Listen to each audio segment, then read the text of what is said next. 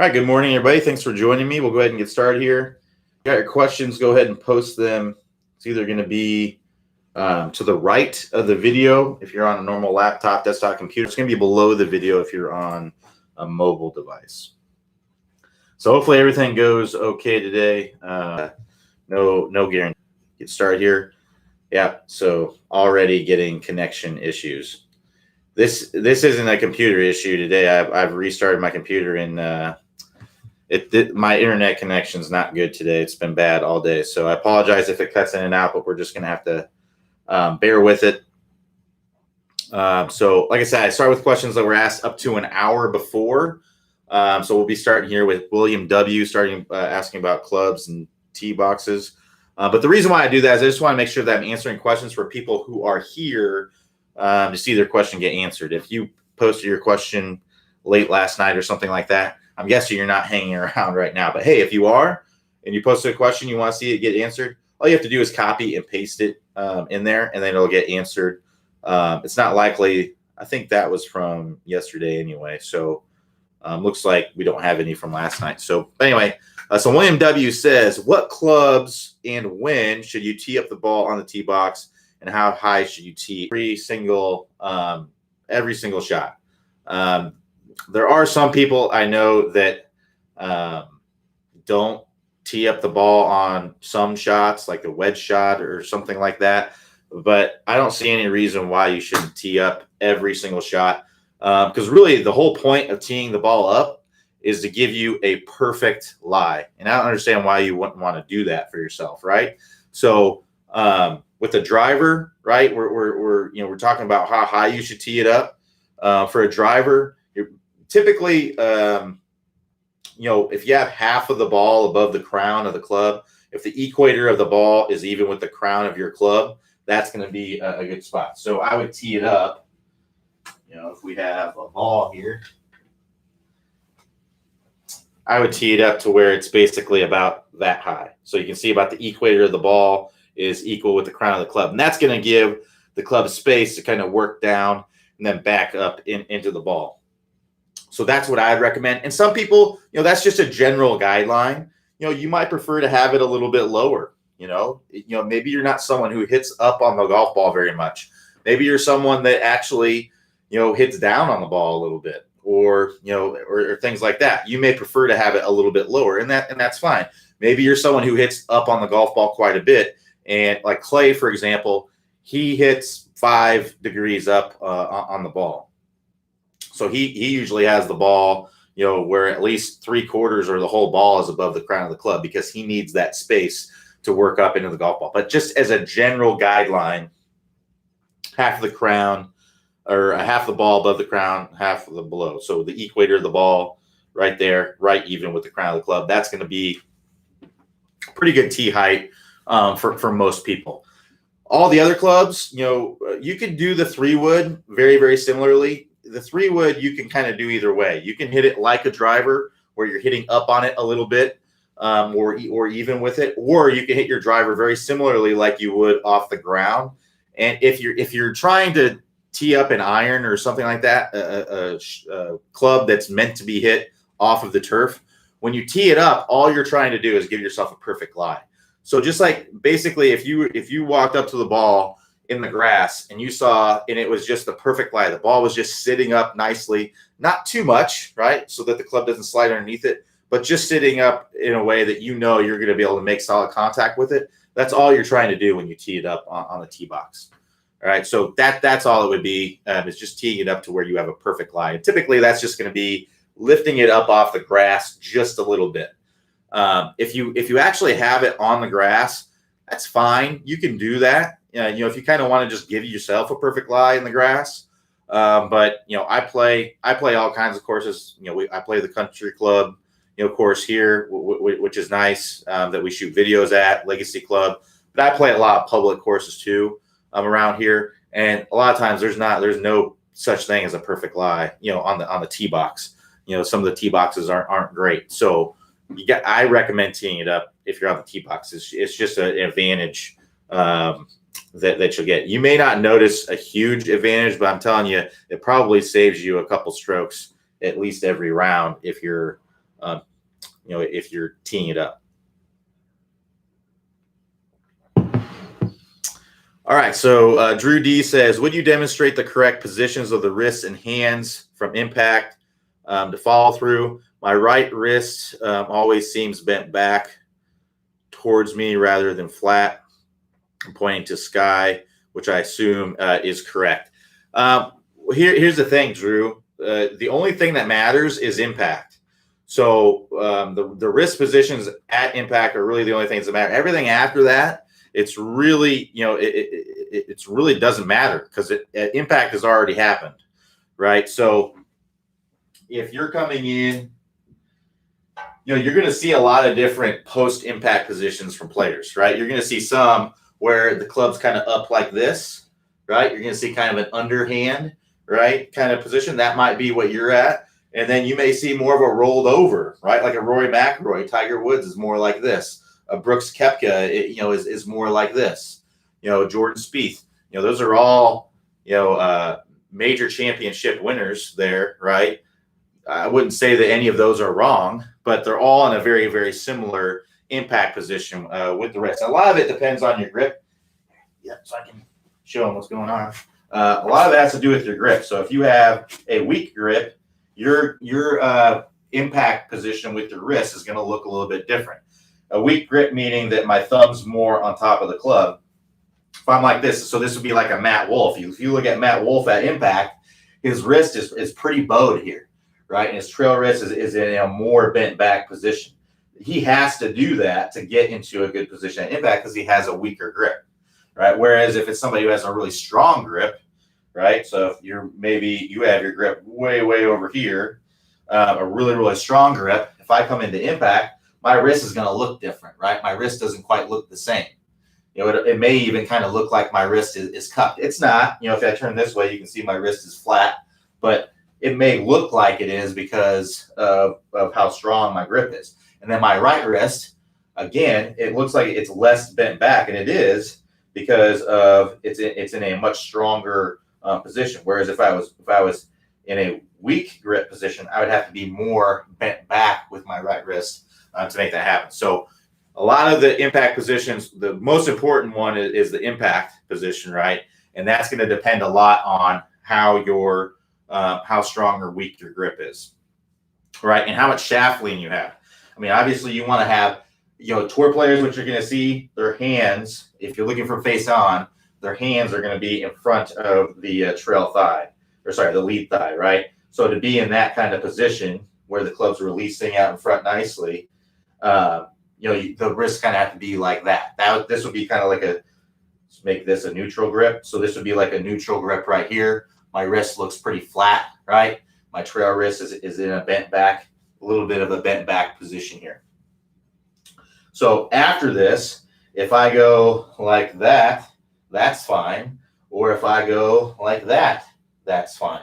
It's really, it's not right or wrong. It's really, it doesn't matter as long as you're in that position at impact. So that's what I'd be really focusing on. If you want to get into that kind of position at impact, that's going to be the straight line release course. For sure, the straight line release course. The move course can also help you with that, because that's going to help you to get into a position here where you're squaring up that face earlier in the downswing to make it easier to get into this kind of position at impact. So straight line release, the move, those are going to be the courses for that. But I wouldn't be too concerned with after impact.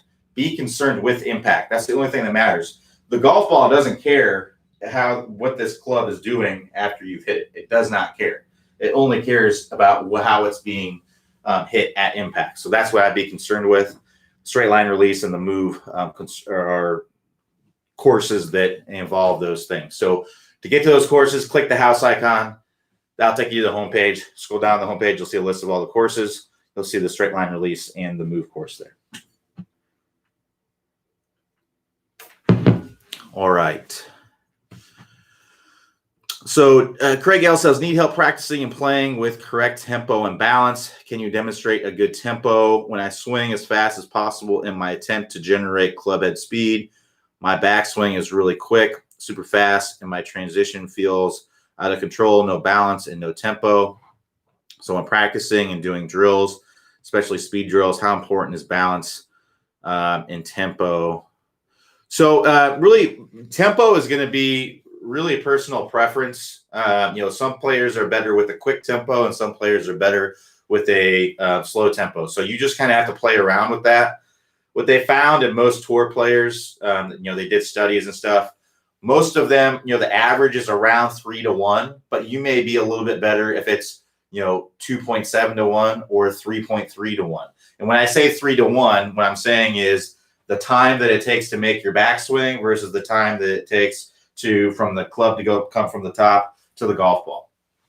So if you're swinging faster, right, naturally your backswing is going to get faster, right? So that's really what it comes down to. If you feel like you're being quick, most likely what's going on when I see people that are having issues with this, it's because they are, one, they're either not getting a good shoulder turn, or two, they're not shifting their weight at the correct times. They're either waiting way too late to shift their weight or load up properly. So if I'm going really fast, and that's where a lot of people make a mistake when they're doing speed training, because we tell you to swing as hard as you can, but we need to create space, right? We need to create space for the club to create speed. So if a lot of times when people swing quick or when they're trying to swing faster, they'll shorten up their backswing so that they can start the downswing sooner because it's faster to do that, right? Well, that's not what we want to do. So make sure that you're getting a good full shoulder turn. If you focus on getting that big full shoulder turn, your tempo will get better just like that. So that's what I'd be looking at too. And then the other thing is, like I said, the sequencing, the weight shift and things like that. If you're going up to the top and you're at the top of the swing and you haven't started your weight shift to your lead side, you're going to feel like you're out of tempo because you're just going to feel like you're throwing your arms at it. So you need to make sure that you're getting that good weight shift to the lead side when you're in that last part of the backswing. So where you can go to work on this is the 20-minute distance fix course. The catapult drill is you're doing those you're doing the getting a big shoulder turn, right? So getting a bigger range of motion with swinging as hard as you can. So it combines those two things. And a little tip, especially that I tell people, because this is the first, when we have our distance clinics, which we haven't had one in a while, I wish we can have some soon. But when this is the first drill that we do, basically the catapult drill, because it's one of the most effective ones out there. And I tell people, I see this all the time. They'll swing. We're telling them to swing hard, but then they shorten up their swing because they're trying to complete the swing faster. And that's not what we're trying to do. We're trying to swing with 100% effort, but we're not trying to shorten up the swing. We're not trying to get from point A to point B as fast as possible. We're making sure that we're getting the big shoulder turn, but then in the downswing, that's when we're trying to get 100% effort. So that's why I try to tell them to separate it. In the backswing, think about, okay, big shoulder turn, and then the downswing, I want you to think 100% effort at the golf ball. If you kind of separate those two, it makes it a little bit easier. So I think your tempo will get a lot better. If your balance is off, again, it's most likely the tempo and the balance are most likely just from poor sequencing, right? So if I'm just throwing my arms at it and falling back and stuff like that, I'm going to be off balance. I need to be getting my weight shift to my lead side in the correct way. And that's the sumo step drill. So that's both covered. That's in week 1 of the 20-minute distance fix. The first outdoor drill is the catapult, where we're getting the big shoulder turn and swinging with 100% effort. And the second one is the sumo step drill, where you're working on your sequencing. You're working on getting that weight shift at the right time, loading up and getting that momentum transfer at the right time. So that way you can swing through in balance. So that's going to be in that drill. Now, when you're doing speed training, I wouldn't be, obviously we want to be in good balance in our swing, but when you're doing speed training, you're swinging with 100% effort. So it's okay if you're a little off balance sometimes. That's going to happen. Okay. And also your tempo is going to feel super fast, even though it may not be, but it's going to feel probably a little bit faster than it normally would. That's, your speed training. You're not training to have a perfectly, beautiful swing when you're speed training. A lot of times your swings are not going to look good when you're speed training because you're swinging with 100% effort. That's just part of the program. You're not ball striking training. You're just speed training. It's all raw out speed. And then when you work on your actual swing where you're be the one that you'd be taking out to the course, because your speed training swing is not the same swing that you're bringing out to the course. It's a swing that's helping you to get faster, right? So as your speed training swing goes up, when you're swinging as hard as you can, you're going with 100% effort. As that swing goes up, your normal swing is going to go up too. And that's called neural adaptation. That's part of the 20-minute distance fix course. So if you're interested in any of that, click the house icon, go to the homepage, select that 20-minute distance fix course, and get started on that. But that's really what, when you're speed training, I wouldn't be too concerned with it. But if you're having really big trouble, like you're not completing your backswing because your tempo, you're trying to go quick, you got to make sure that you're completing that backswing, and that's with the catapult drill. All right, so Stephen L says, curious, Quentin, I know this depends on individual swing issues, but generally, which of these areas has the biggest bang for the buck for creating distance? Assumes you're holding it loosely, reasonable extension, hitting it straight and centered on the face. Club release, lag, ground forces, hip rotation, backswing, shoulder rotation, height of hands at the top. Shoulder rotation would be number one, bang for your buck, without a doubt. It's not even close with any of the other pieces. I'll tell you that the two biggest pieces that help you to get speed are creating more space and time to accelerate the club and swinging as hard as you can. Those are the two biggest pieces. The sequencing plays a large role, but if you're not doing those other two pieces, the sequencing is going to do a small amount for you. Whereas if you're someone who's already having a good shoulder turn, and you're someone who's already been swinging as hard as you can, the sequencing may make a huge difference for you, right? So like I said, you mentioned it depends on the individual swing, but I will tell you that, we've done a lot of distance clinics here. Can't remember exactly. I think over 10, maybe a dozen of them. And the biggest gains that we see, the first drills that we do are the first drill that we do is basically the catapult drill from the 20-minute distance fix. And it's just getting a big shoulder turn. Getting a bigger shoulder turn. That's all we're trying to do is get a bigger shoulder turn and all the things that go along with that. And then we ask you to swing with 100% effort. Well, usually that's where I would say for the average person, that's probably where 75% of the speed gains come from. Is just that first drill right there. That's where it comes from initially. And some people, won't gain very much. Some people, like I said, if it's someone who's already got a big shoulder turn and they've done speed training before, well, they're, and they've already swung as hard as they can before. Even if they have swung as hard as they could before and done speed and not done any speed training, well, they may not get much from the shoulder turn if they're already kind of maxed out, right? So that's what it comes down to, is mainly it's just getting that big shoulder turn and then getting swinging as hard as you can. That's really where the speed comes from initially the most.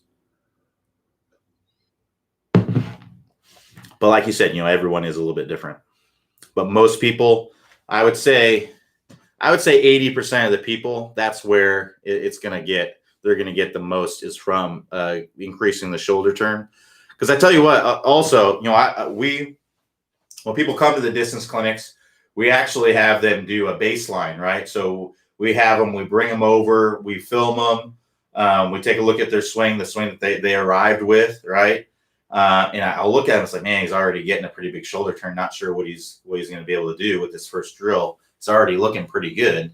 Well, he does it, and then all of a sudden, 8 miles per hour increase, just like that, one drill. So even if you have a good shoulder turn, that doesn't mean you can't get more. Everybody's a little bit different there. All right. So Mark N says, need several drills to avoid early extension. End up on my toes front front foot, excuse me. So we actually have an early extension course that consists of drills to help you with your early extension. So Mark, that's what I'd recommend you go do. There's several drills in there that you're looking for. And then also with that, probably the move, because a big reason why I see people early extend is because they start down steep. So if you watch here, if you're coming down and you start down steep like this, your body is going to need to react to get this club back on plane. And usually what that involves is standing up, right? Getting out on your toes. Because if you watch, if I do that, that kind of raises my body. And now that club head's going to drop down. It's going to get back on plane. And I can hit a functional shot. The problem is, sure, that's functional. I'm going to be able to hit straight shots. But now my swing's very reliant on timing. I've got to really, really time that because I'm squaring the club really late. I'm getting the club on plane really, really late. I'm also going to end up flipping because I have to stand up, right? So that's really something that can help you is the move, is to get that club more shallow in the transition. So now I have it already on plane. I don't need to make a compensation. I can stay in my posture and turn it through the golf ball. So stop early extension course and the move course are going to be two courses that I think can help you quite a bit. To get to those courses, there's several drills in there that are going to help you. Click the house icon. That'll take you to the homepage. Scroll down the homepage. You'll see a list of the courses there. Excuse me. Select the one that you feel is going to be the best for you. Probably start in the stop early extension course first, and then maybe move from there. But if you see clearly on video that you're steep, this club is in a steep position. It's more in a vertical position as you're starting down, and you see that you're doing this and it's getting back, the move might be the best place to start. All right, so Bob L says, my swing has improved over the years with TSG, but I still can't get shaft lean. My position halfway down is pretty good with lag and the club shallowed. Then I lose it. Is there something extreme I can try to crack the code?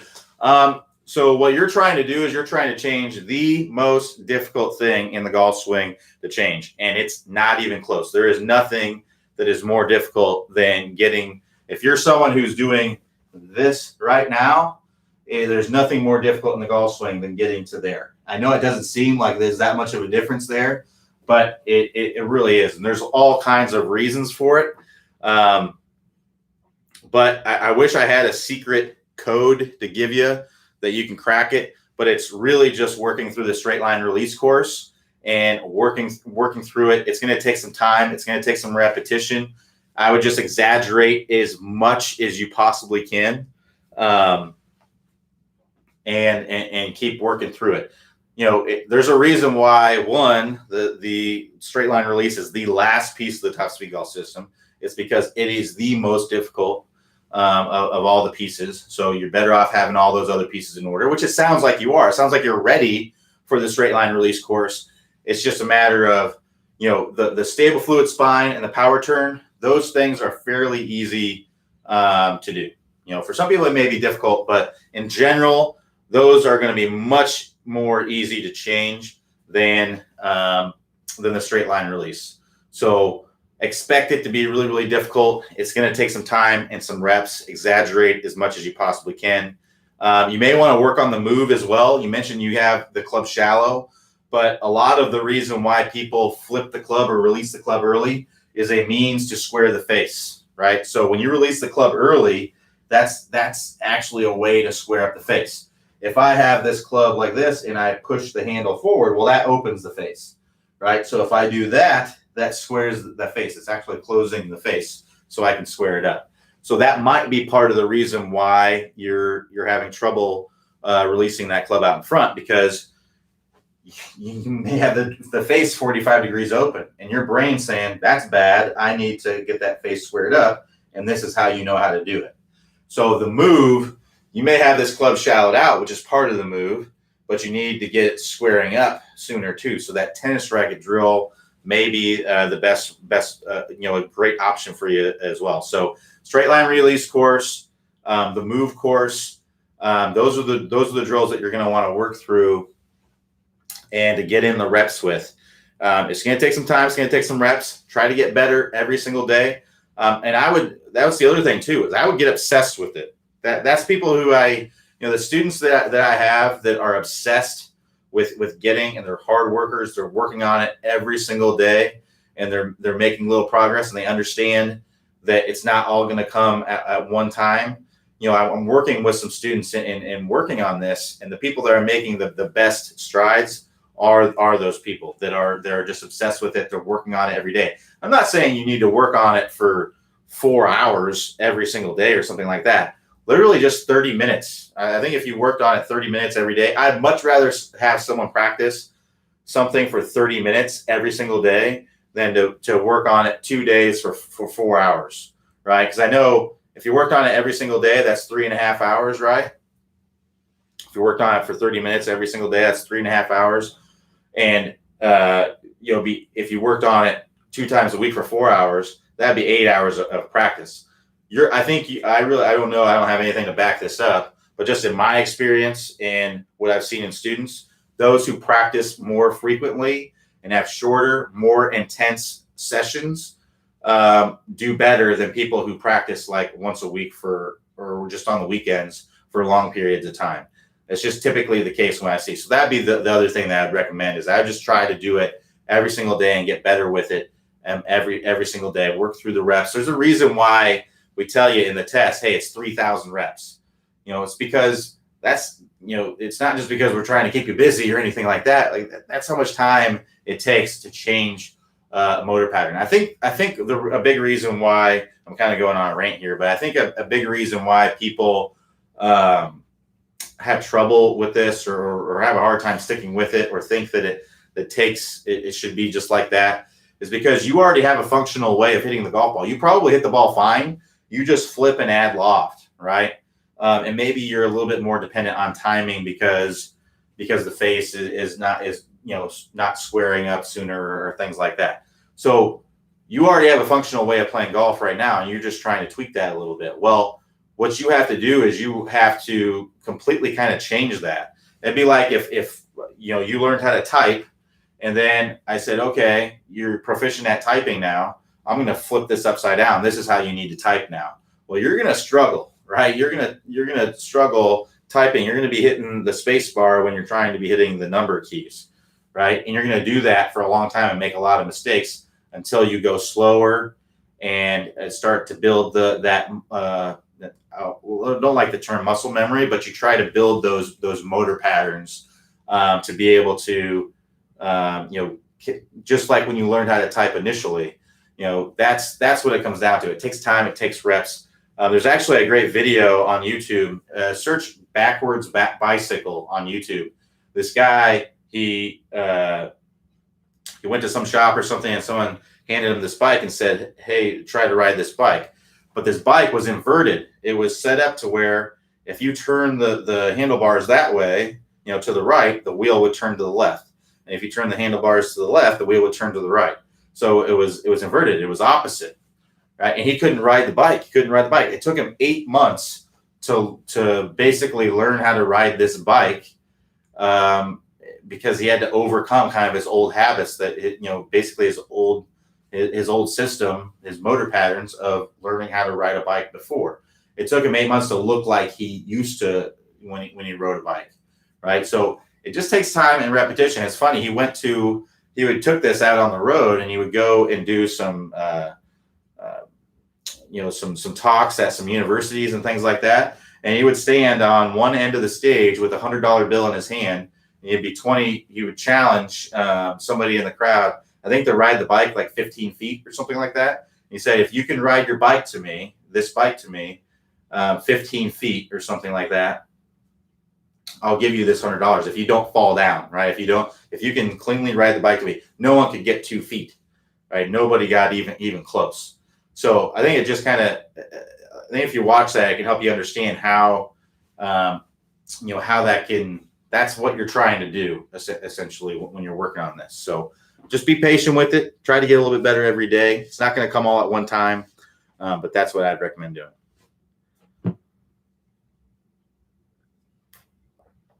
All right, so James P says, I worked on the Never Slice Again videos last week and work on the drills. My grooves seem to be facing right previously at setup.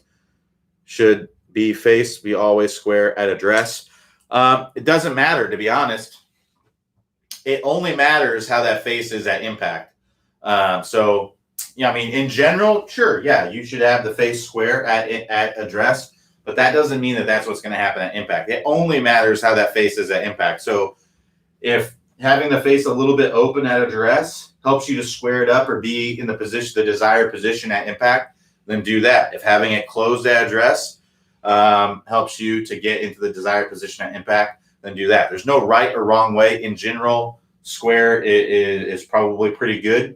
But again, if you lined up with the face like this every time, right, and you brought it into impact and you were in that'd be hard to do. But let's say you got into a perfect impact position every single time when you did that. Who am I to tell you that you're wrong, right? So that's what it comes down to. It only matters how that is at impact. In general, square is good at address, but it doesn't have to be.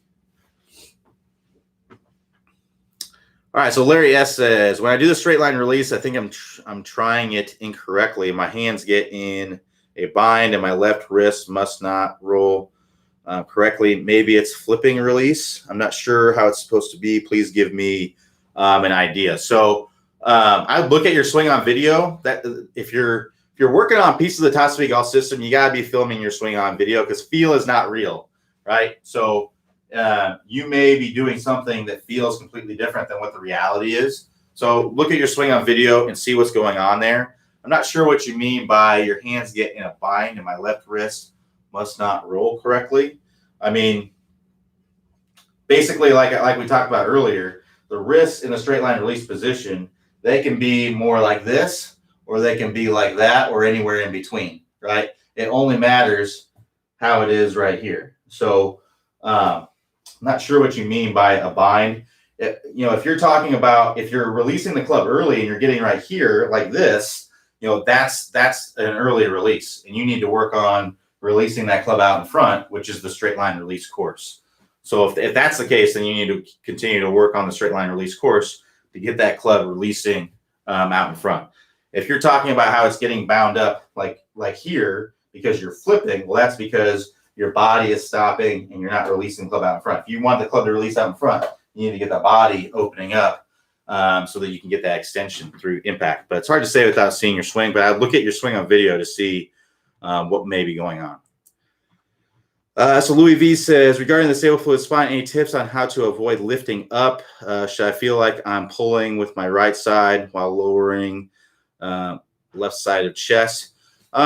Yeah, so I think that's good. The biggest reason why I see people start to lift up is in their dress. So a lot of times what they'll have is they'll have their butt kind of out like this, right? So they'll have their butt kind of way too far back over their heels. And typically what happens when you're like that is you're going to tend to want to go like that in the backswing.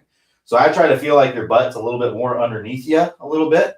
We have a little bit of flex in the leg or backside. It's a little bit over the heels, but it's not way out here, right? There's a little bit of flex. Your butt's a little bit more underneath you, and you're more like this. If you're like this, it's going to be a lot easier to get in the proper turning position as you go up to the top. If you're really sticking out like this, you're going to tend to want to go like that, right, in the start of the backswing. So we talk about this in the Stop Early Extension course. If you want to check out that, early extensions at any point in the swing. So if you're doing this in the backswing, that's early extension. And if you're doing this more, that usually leads to more of that in the downswing.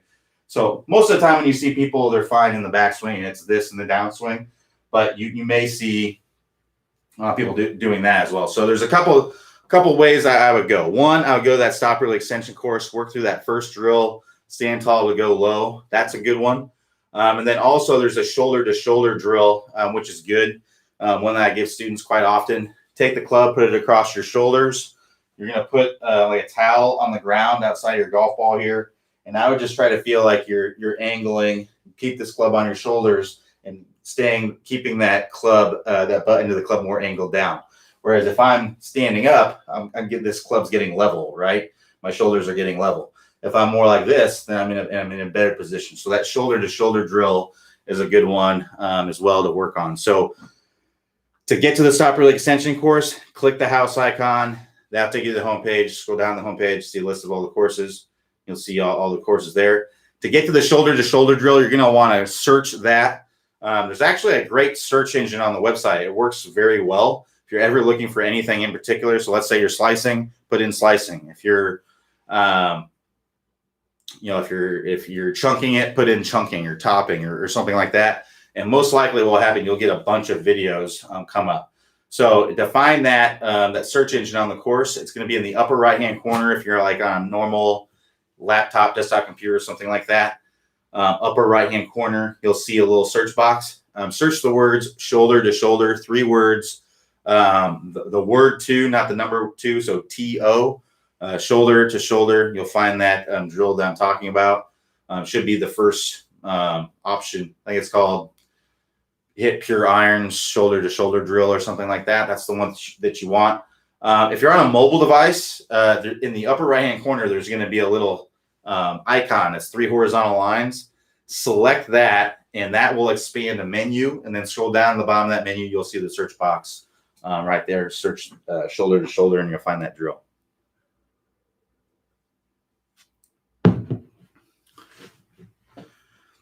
So Sean F says, I seem to be improving and getting a little draw, but still pushing the driver about 10 yards right. So it sounds like with the driver, you're not quite getting the closed face enough, or sorry, the face closed enough. So one thing that you can do is strengthen the grip a little bit. So with your driver, I would actually take your driver, your normal grip right now, and then turn the club closed, like loosen your grip, turn the club closed a little bit. So turn it closed and then re-grip it, and then turn it back to square again. That's going to be strength. That's an easy way to strengthen your grip. So again, lay the club on the ground square, grip it how you normally would, and then loosen your grip, turn the club closed a little bit, retake your grip, and then turn the face back to square. Now you have more of a stronger grip.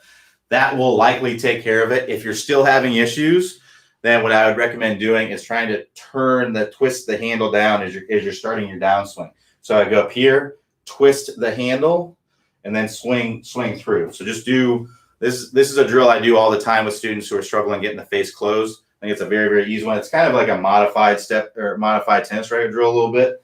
But basically, we're just take your normal grip, go up to the top, turn the handle, right? So turn it like this. And that's my trail wrist bending back, my lead wrist bowing, right? Going like that. That's closing the face, essentially. We're paused right there, and we swing through. We're not hitting balls or anything yet, just doing some practice swings. Once you get comfortable with that, then I would try to shorten that pause. So I go up here, pause, pause, change, and go. Once you get comfortable with that, I take out the pause completely. We're just going up here, we're changing it, then we're coming down. And get more comfortable with that. Then once you get comfortable and you feel like you're able to do that in a practice swing, full speed, then add the golf ball. And you may hit some balls to the left. I mean, you may hook some. And if you are, all you have to do is just ease off that feeling a little bit.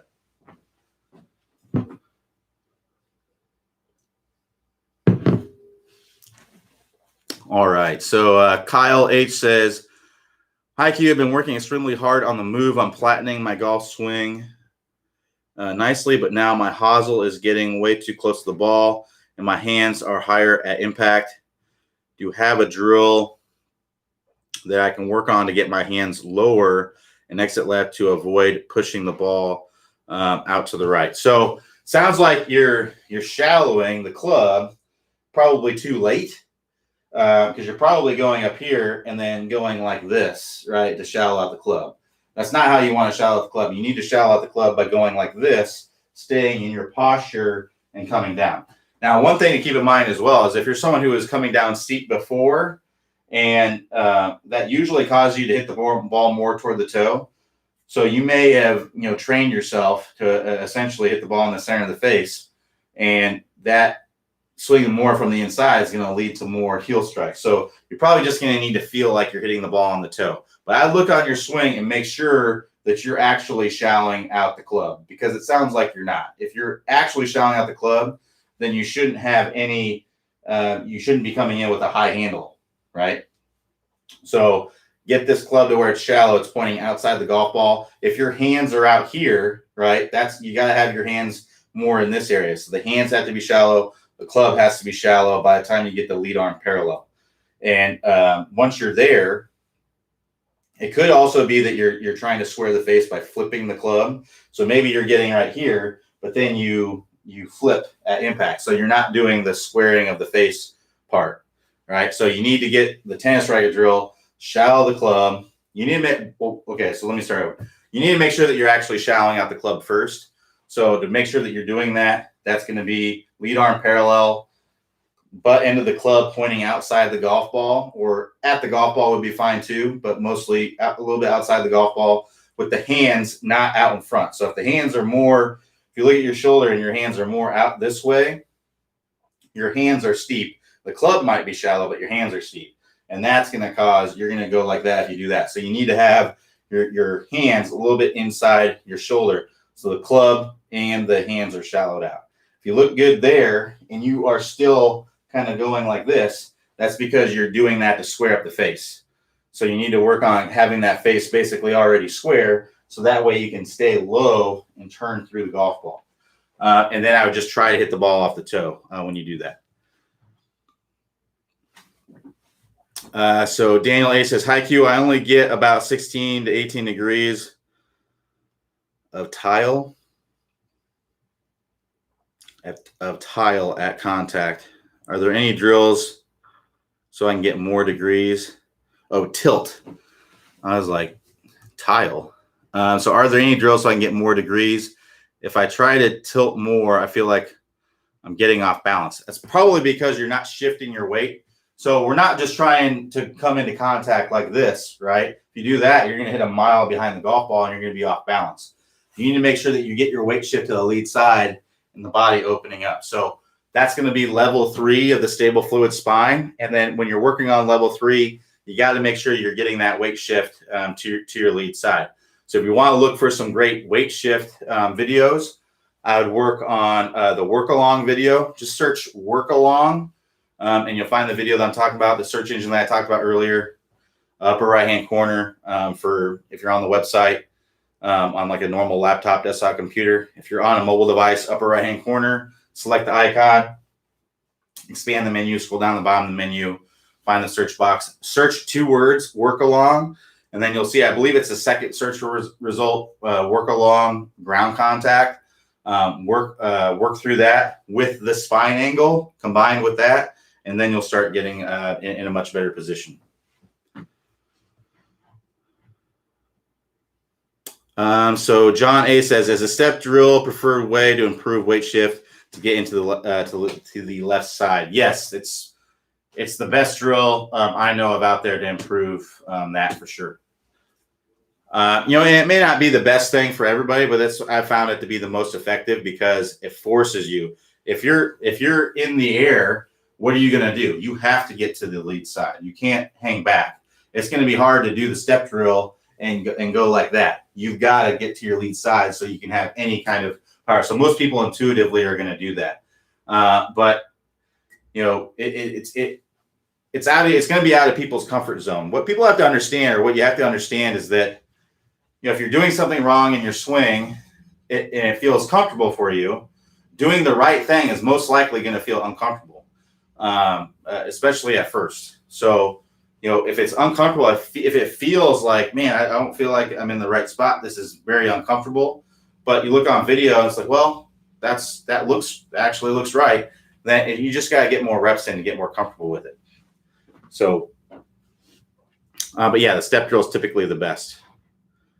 John S says, hi Q, I'm making progress shallowing club, catch myself re-gripping club and trying to break habit. Any grip pressure advice? Well, one, I'd make sure that you have a secure grip. Usually when people are re-gripping the club, it's because they don't have proper grip.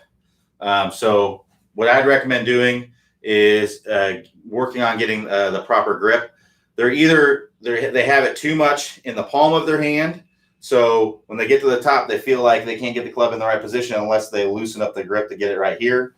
Or they have it too much in the fingers and it's not secure, so they're kind of like re-gripping it here at the top. You want to have basically somewhere in between. So the easiest way to do that is this knuckle right here on your hand. You have it there, and then you have it going through this knuckle right here on your pad. And that's going to put it, if you wrap your fingers around there, now you have what we call a short thumb. So see how my thumb isn't going way past there? If I had this all in my fingers like this, and I did that, you can see now I have a long thumb. And if I had it too much in the lifeline of my hand, right? So if I had it basically in the lifeline of my hand like that, I grip it like that, well, I can't really hinge the club. So intuitively at the top of the swing, I may let go a little bit so that way I can re-grip it at the top. So if you have it in your hand right there, right here on this knuckle right here, so that knuckle right there, and going through that knuckle right there below the crease. So the one that's above kind of the crease that goes along your fingers here, you have this knuckle, and then you have this one here. If you go right there, that's typically going to get it in a good spot. All right. If I grip it down, and you can be strong or weak from anywhere from there, but if I take it there and grip it down, that usually puts me in a position where I can hinge it nicely and I have plenty of security, right? My fingers are spread on here to secure the grip very nicely. So it's typically not about pressure. And sometimes it is, sometimes people are doing they're trying to hold it like a baby bird at the top, and you're just not going to be able to do that. You need to put enough pressure into the club to be able to control it. But if you don't have the proper grip, like I talked about, where where maybe you're too much in the fingers or too much in the palm of your hand, you're going to feel like you need to re-grip at the top or need to be really, really loose at the top to get the club in the right position. So make sure your grip is correct. It's really that simple. There, right across the hand, just like that. Grip it down. You're going to have your thumb. And everybody's thumbs are going to be, I don't think I have a particularly long or short thumb, but you can see it's just barely above the other finger. That's going to give me proper coverage on the grip and also be able to hinge. And then your trail hand, the lifeline of your hand there, so you see that crease in my hand where I bring my thumb and pinky together, that's going to go right on top of your thumb. So that's going to go right on top of there. And whether you use an overlap, an interlock, or a 10-finger grip, that's how that all works. Any of those are going to work that way. So you can see there, now I take it down, I grip it like that. So this would be, I consider this more of a neutral grip. I take my other hand, I put it right on top of there like that. Now I have a nice secure grip there. I'm going to be able to hinge it properly at the top. I'm not going to feel like I got to re-grip it to get it to hinge properly. I'm also going to have plenty of control of it so that I don't re-grip it at the top. So have that proper grip, and it should help out quite a bit. And put some pressure into it with your hands. Don't grip it so loosely that you can't hold on to it. You need to be able to control it. Just to talk, since we don't have any questions on here, we can talk a little bit more in depth on this. So get your questions on there if you got them. We got about 10 minutes left, so I should be able to take a couple more. Basically, a lot of people, they talk about how you want to hold it like a baby bird and all that stuff. Well, you can't do at a dress. Sure, absolutely, you can do that, and that's great because it's going to help you to kind of remove some of the tension. If you're putting a death grip into this club, you're going to have trouble. So I usually recommend kind of moving around a little bit, very, very loose grip at a dress. But as that swing starts, you're going to have to put more pressure into this handle. Otherwise, you're going to lose grip of it. It's going to fall out of your hand. There's going to be issues, right? So you have to put pressure into the handle if you are, if you want to be able to hit it with any kind of speed or anything like that. If you look at those long drive guys, you think they're holding it like a baby bird at impact. That club would make it about right here, and it would come flying out of their hands, or even in the backswing, it would come flying out of their hands. So you got to be able to put pressure into the handle. Obviously, there's too much pressure that you can put in at certain points in the swing and in certain places. Like usually, what I see is people put too much pressure into the handle with their right hand too early in the downswing, and that's that casting motion, right? So the way that you want to feel its pressure with the right hand is almost like you're throwing a ball, right? So if I was throwing a ball, it would be pretty loose pressure right here, and then I'd be tightening up my pressure in this area and then throwing it, right? Whereas what most people do is they're tightening up their pressure as if they were going to be throwing a ball straight into the ground. If I was throwing a ball straight into the ground as hard as I could, my pressure would be highest, like right in here, and then I would let it go. And that's how most people swing the golf club. But we want to swing it as if we're throwing a ball out toward a target. So it's kind of loose in this area, and then it's tighter, and then it's letting go.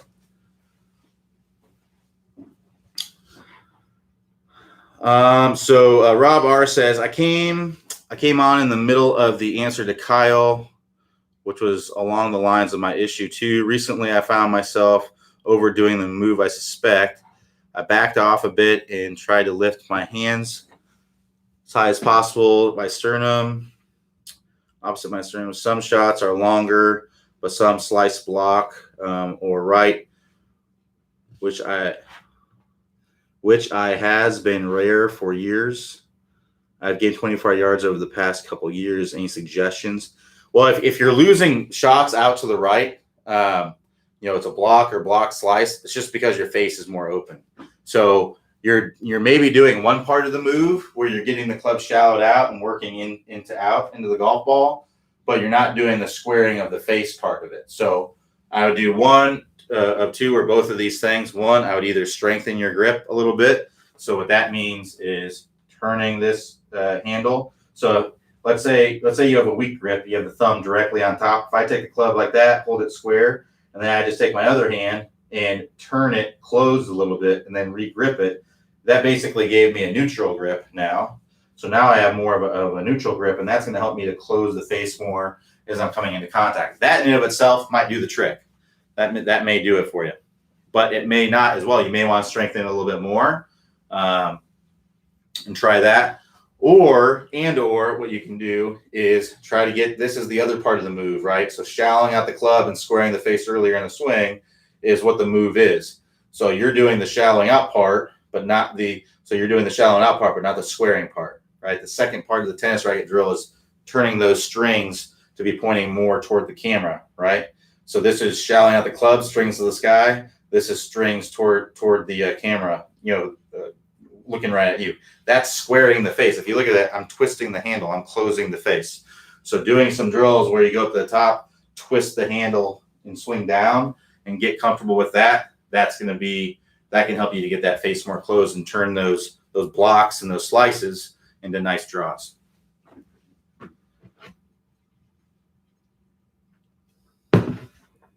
All right, so a few more minutes here,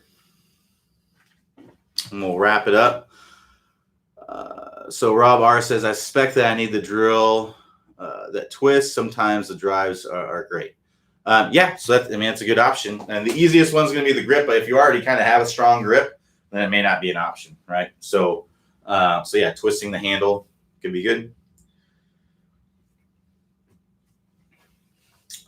So we got about 5 minutes or so left. So if you got your questions, probably take one or two more, then we can wrap it up.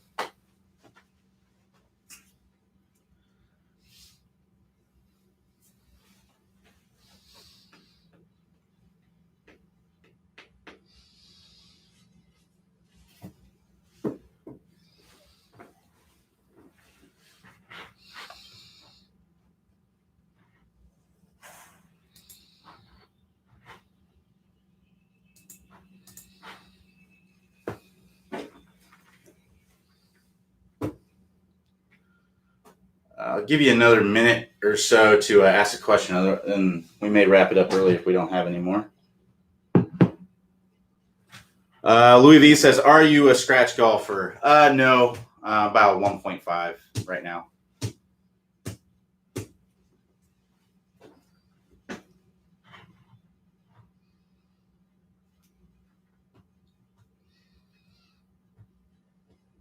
Peter H says, is the move also done with the driver? Yes, the move's done with all clubs. So again, just to understand exactly what the move is is getting the club on plane sooner and squaring the face sooner. That's really all it is. We want to do that with all clubs. We want to get the club on plane. We want to get the club square as soon as possible. So that way we can just turn and rip through the golf ball. If we don't have that club on plane or the face square as we're coming down, we're going to have to make some sort of compensation later in the swing to get it back on plane, and that's going to lead to inconsistency. It's going to lead to loss of speed and things like that. So if we can get this club to where it's getting on plane in the transition and we're squaring it up in the transition, this is what we're seeing a lot of the best players in the world doing. Dustin Johnson, Jordan Spieth, Justin Thomas, John Rahm, Colin Morikawa. I mean, the list just goes on. There's basically nobody that's at the top there that's not shallowing out the club early and squaring up the face. Phil Mickelson is somebody who starts down a little bit steep with an open face, but he gets it on plane and squared up later in the swing, but not really late. Right, it's fairly late, but not super late. So, there's some players out there, but again, Phil Mickelson is, probably arguably has some of the best hands in the world, right? It works for him to be able to do that, but he can be wild at times, right? We got Winged Foot, U.S. Open this week. He kind of blew it there, several years ago. And that's part of that's because of being a little bit wild. So the guys that are the most consistent and the longest, definitely the most consistent, are typically the ones that get the club on plane sooner in the swing and the face square earlier in the swing. And that's what the move is. We want to do that with all the clubs. All right, so it looks like we got some that came in.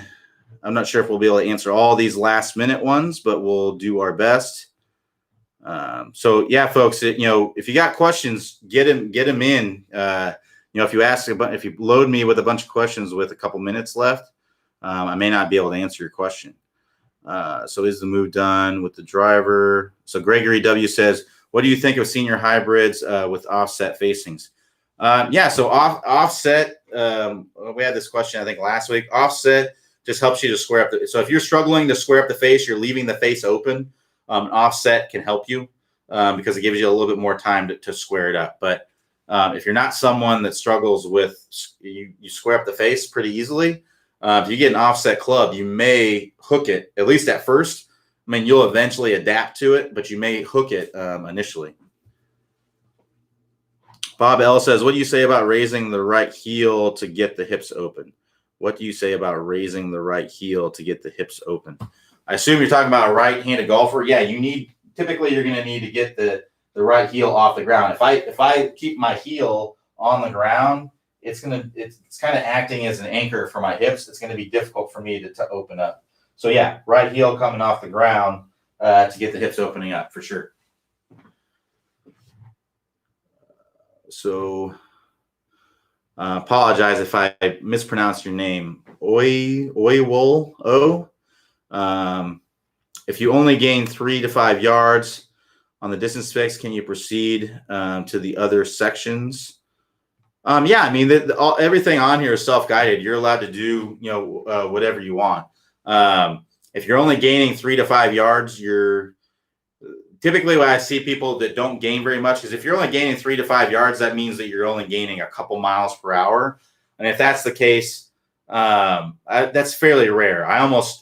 Of all the people that have come to a distance clinic, I don't think we've ever had anyone only gain like 3 miles per hour. Pretty much everyone gets at least, we might have 1 or 2 people that get 5 or 6, but 80% of the people are getting over 10 miles per hour, which equates to 20 to 25 yards, somewhere in that range, 20 to 30 yards. So if you're not gaining distance, then you're likely, film your swing to make sure what you're feeling is the reality of what's going on.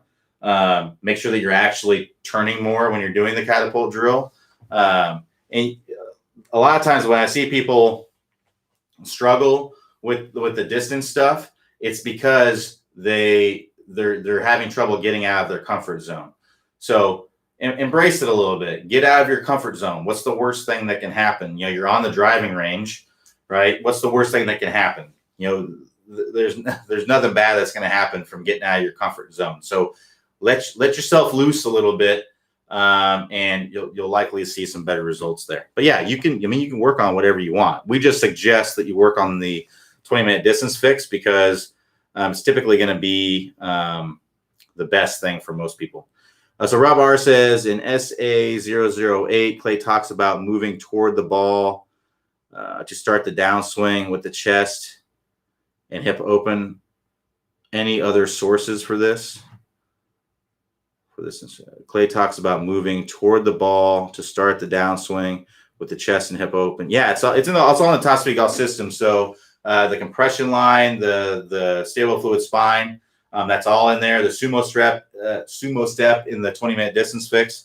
Yeah, I mean it's all over the website. There's all kinds. Any weight shift drill, any drill about releasing the club, straight line release, getting compression on the ball, anything like that. There's going to be tons and tons of content and instruction on that. So Daniel H says, are there any outtakes videos of Clay's videos? I don't think we have. I mean, I'm sure there are, but not that we have published on the website or anything like that. There is one video in the fitness section where he kind of cracks up, but that'd be about the only thing. The beer, get more distance while drinking a beer or something like that, it's called. So check out the fitness. I think it's the first video in the fitness section. So Lee Veal says, should your hips lead the upper body? Yes. I'm just trying to answer these quick so that way we can get them all in. So Richard H says, sometimes my drives do not get off the ground but are straight. Any ideas? Sounds like you're probably hanging back and topping it, so make sure you get a good weight shift to your lead side. But that's most likely the case. You're hanging back and then topping it, right? I'm exaggerating, but that's all. Hitting it low on the face is going to make it kind of come in like that. So Rob R says, thanks for all the office hours. They are valued, featured Top Speed Golf. No problem. So everybody, thanks for joining me. We'll be back here tomorrow, 11 a.m. Get your questions in. We didn't have any questions with 5 minutes left, and then there was like 15 questions in the last 5 minutes. So sorry I wasn't able to answer everybody's question, but yeah, if you want to get your question answered, make sure that you get it asked, before. So that way we can get them all in. So anyway, thanks everybody for joining me. We're back here tomorrow, 11 a.m. Eastern time, and I will talk to you soon.